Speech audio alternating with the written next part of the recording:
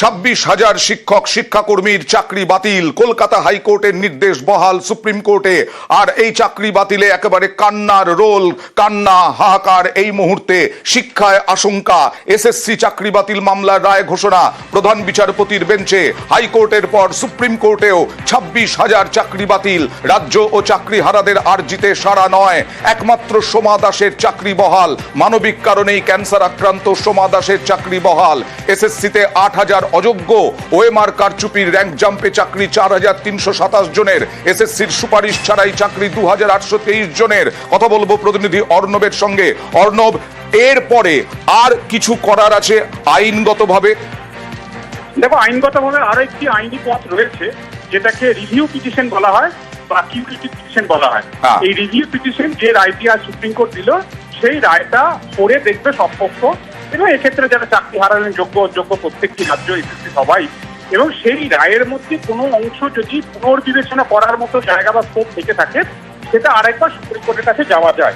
এবং সেই আবেদন করার সুযোগ একটা রয়েছে, এবং সেটা কিন্তু 1 মাসের মধ্যে করতে হয়, অর্থাৎ 3 মের মধ্যেই। কারণ অর্ণব, এই জন্যই বলছি যে হয়তো এখনো ফুল কপি পাওয়া যায়নি রায়ের, কিন্তু যেহেতু গোটা রাজ্যে আমরা শিক্ষায় দেখাচ্ছি একটা আশঙ্কার পরিস্থিতি তৈরি হয়েছে, কিভাবে পরীক্ষা চালানো হবে, কিভাবে পড়ুয়ারা পড়াশোনা করবে, এই যে একটা পুরো বাতাবরণ তৈরি হয়েছে, এক্ষেত্রে একেবারেই তাই। এই সমস্ত বিষয়কে সামনে রেখে, যেহেতু এই এপ্রিল মাসের শেষ বা মে মাস থেকে নতুন সেশন শুরু হচ্ছে আমাদের রাজ্যের সরকারি বিদ্যালয়গুলিতে, সেক্ষেত্রে রিভিউ পিটিশন করার একটা সুযোগ কিন্তু হয়েছে, যেটা আইনি পথ একটা।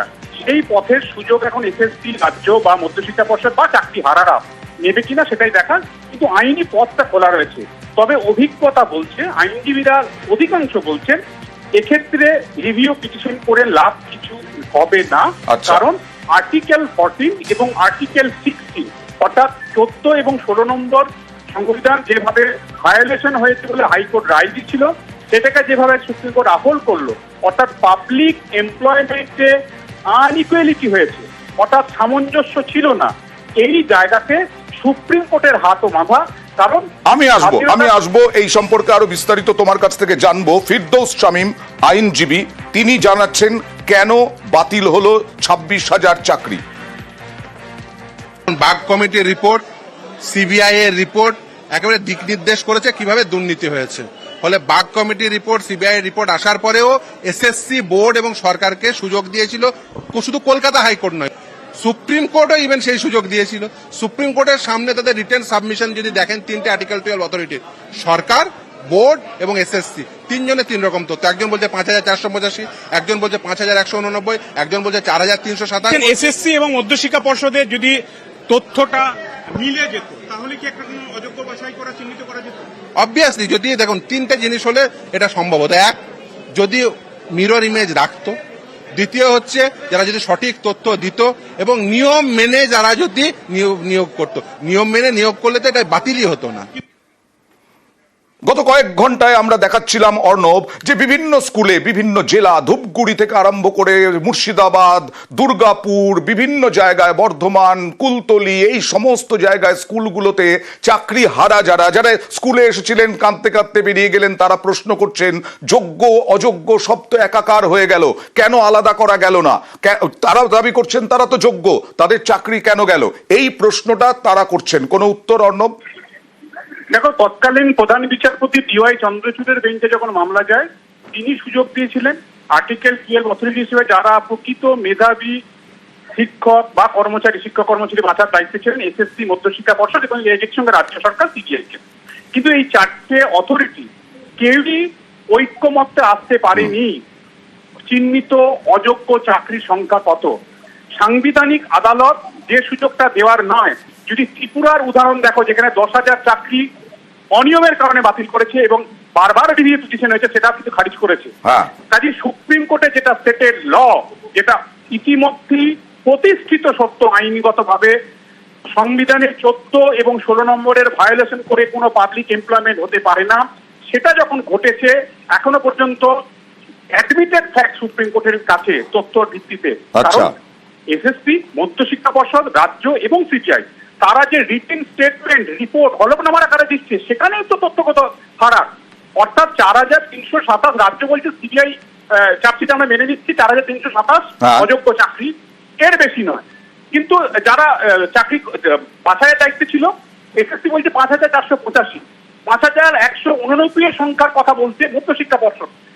তার থেকেও মারাত্মক কথা, 23,123টা চাকরির সুপারিশ করা হয়েছে 4টে নিয়োগ প্রক্রিয়ায়, তার বেশি একটাও নয়।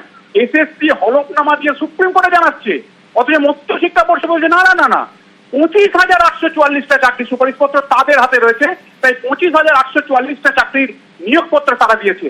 কাজেই একেবারে তুমি যেটা বলছো একেবারে ঠিক। এসএসসি বা মধ্যশিক্ষা পর্ষদ যা তথ্য দিয়েছে সেই ফ্যাক্ট ফাইন্ডিং সমস্ত কিছু এবং সংবিধান অনুযায়ী সুপ্রিম কোর্ট নির্দেশ দিয়েছে, রায় দিয়েছে আজকে। কিন্তু চাকরি হারা তারা কি বলছেন, তারা কি প্রশ্ন তুলছেন দেখুন।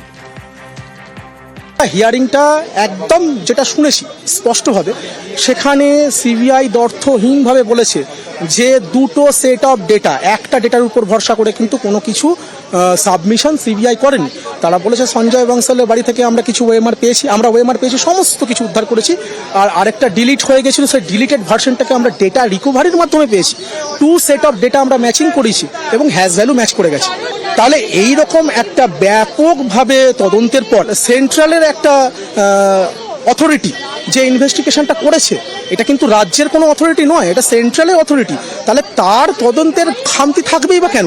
তাহলে তো ভবিষ্যতে সিবিআই তদন্তের উপর ভিত্তি করে কোনো রায় আর হবে না। সিবিআই যদি বলে যে ও দুর্নীতিগ্রস্ত, না সিবিআই এর তথ্যকে মানি না বলেও তো চলে যেতে পারে।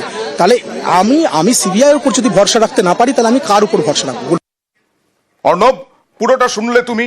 সিবিআই এর ওপরে ভরসা রাখতে পারলেন না আর কেউ। এই চাকরি হারারা তারা প্রশ্ন তুলছেন তদন্তই বোধহয় সঠিকভাবে হয়নি, আর সেইটাই গিয়ে প্রভাব পড়েছে সুপ্রিম কোর্টের নির্দেশে।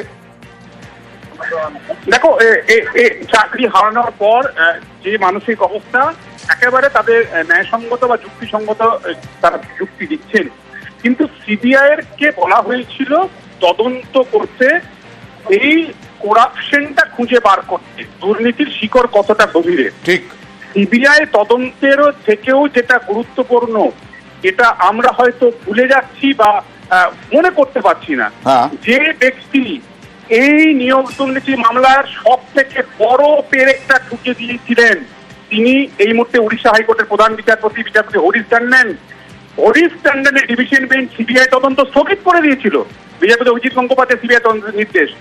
তিনি কলকাতা হাইকোর্ট নিযুক্ত একটা এনকোয়ারি কমিটি তৈরি করেছিল, অবসরপ্রাপ্ত বিচারপতি রঞ্জিত কুমার বাগ। এই আর কে বাগের যে কমিটির ফাইন্ডিং ছিল, সুপারিশ ছিল, সেই সুপারিশেও কিন্তু দুর্নীতি সামনে এসেছিল। অর্থাৎ একটা পাবলিক এমপ্লয়মেন্টের অনিয়ম রয়েছে, এবং কার বিরুদ্ধে কোন ধারায় ক্রিমিনাল প্রসিকিউশন হতে পারে, সিভিল প্রসিকিউশন হতে পারে, সেটাও ডিভিশন বেঞ্চে জানিয়েছিল। এবং কলকাতা হাইকোর্ট নিযুক্ত যে কমিটি, বাগ কমিটির রিপোর্ট, সেটাকে অ্যাকসেপ্ট করেছিল। এই এনকোয়ারি কমিটি, হাইকোর্ট নিযুক্ত এনকোয়ারি কমিটি, ফ্যাক্ট ফাইন্ডিং কমিটির রিপোর্ট অ্যাকসেপ্ট হওয়ার মধ্য দিয়ে পাবলিক এমপ্লয়মেন্টে যে স্ক্যাম ছিল সেটা প্রতিষ্ঠিত হয়ে গেছিল। এই জায়গায় সুপ্রিম কোর্টের এটাকে হয় বাদ দিতে হতো, যেটা ডিভিশন বেঞ্চ বিচারপতি দেবাংশু বসাকে ডিভিশন দিয়েছে, এটাকে বহাল রাখতে হতো, নতুবা যোগ্য অযোগ্য, অর্থাৎ চালে কতগুলো কাঁকড় রয়েছে নির্দিষ্টভাবে কাঁকড়গুলোকে বাদ দেওয়া গেলে চালটাকে চাল বলা যেত। কিন্তু এক্ষেত্রে এই তথ্যের বিস্তর গরমিল এবং ঐক্যমত্যে না আসা, সংখ্যার ভিত্তিতে অযোগ্য কত, তাই একটা বড় কারণ হয়ে গেল। এবং সেক্ষেত্রে এটা বলতে পারো, কারণ সিবিআই বলছে তাদের তদন্ত এখনো চলছে, এবং তাদের যে তথ্য ছিল 8,327, সেই সংখ্যাটারও বাড়তে পারে, এমনটা কিন্তু মামলাকারীরা বলছে। তারা বলছে 10,570 চাকরি বাতিল হতে পারে। কাজেই আসল সংখ্যা কোনটা, চাল কোনটা, কাঁকড় কোনটা, এই মিলমিশ থেকে আলাদা না করার কারণেই কিন্তু আজকে নেমে এলো এই রকম একটা রায়, এবং বলা যায় বাজ পড়লো চাকরি হারাদের মাথায়। চাকরি হারারা কোথাও কাঁদছেন, কোথাও চাকরি ছেড়ে চলে যাচ্ছেন, স্কুল ছেড়ে চলে যাচ্ছেন, সম্মান হারাচ্ছেন তারা, সম্মান একেবারে নষ্ট হয়ে গেল, সম্মান তাদের চলে গেল, ধুয়ে মুছে গেল, এই রকম ভাবে তাদের হাহাকার। আমার এমন অনেক সহকর্মী রয়েছে যাদের অনেক লোন রয়েছে, যাদের ছোট ছোট বাচ্চা রয়েছে, যারা আজকে পথে বসে গেল। আবার আরেক দলের কাছে এটা সম্মান আদায় করাও। আজকে আমি একজন পিএইচডি হোল্ডার, এমফিল পিএইচডি করা রামকৃষ্ণ মিশনের ছাত্র। আজকে আমার সম্মানটা কোথায় গেল? আজকে আমি আমার পাড়ায় ঢুকতে পারবো না, সবাই বলবে দেখো চোর এসছে। আমি তো, আমার কাছে চাকরি বাঁচানোটা কিন্তু সম্মান আদায়ের একটা লড়াই ছিল, সেই সম্মানটা আমি আজকে আদায় করতে পারলাম না। আমরা এবং আমার বন্ধুরা, আমার সহযোদ্ধারা সবাই আজকে সম্মান হারালাম।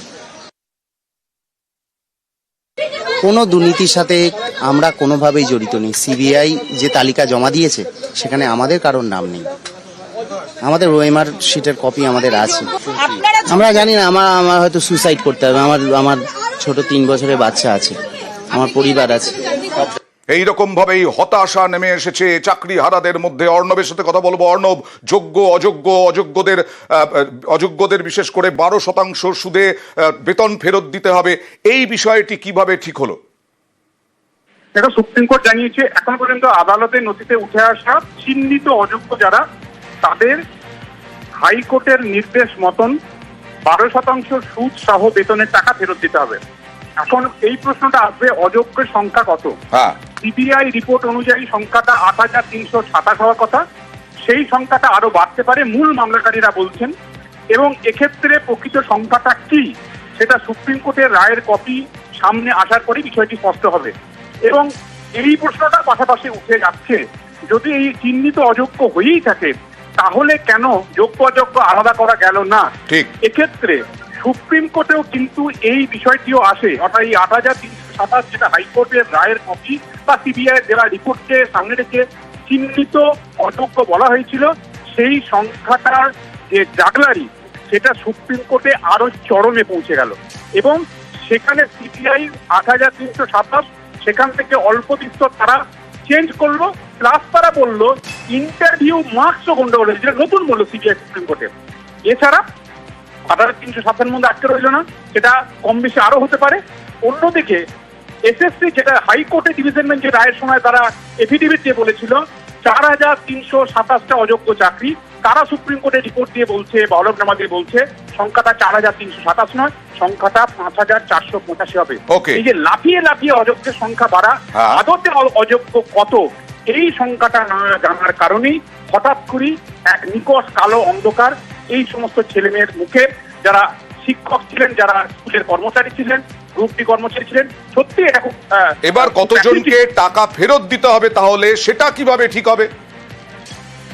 এই বিষয়টাই অন্যরা রায়ের কপি আসা পর্যন্ত আমাদের ওয়েট করতে হবে।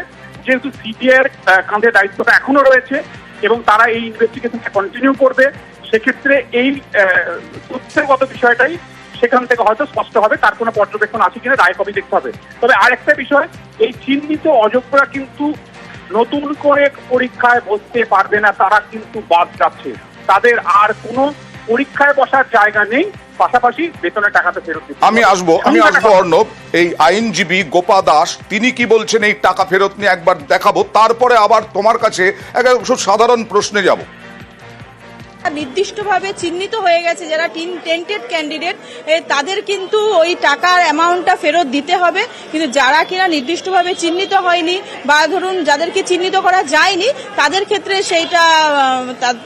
ক্ষেত্রে সেটা বলেছে যে এখন ওই অ্যামাউন্টটা ফেরত দেওয়ার দরকার নেই। কিন্তু যারা টেন্টেড ক্যান্ডিডেট তাদের কিন্তু সেই অ্যামাউন্টটা ফেরত দিতে হবে।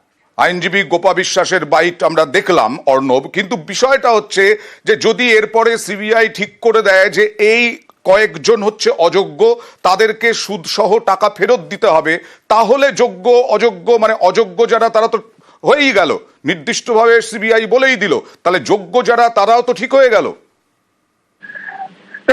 এই জায়গাটাই খুব দুঃখজনক এবং খারাপ, মন খারাপ করার মতো খবর। যদি এই সংখ্যাটাই হয় তাহলে এই প্রত্যেকটা অথরিটি কেন ঐক্যমত্যে পৌঁছালো না সুপ্রিম কোর্টের শুনানির সময়, এবং তারা কেন এই তথ্যটা দিল না।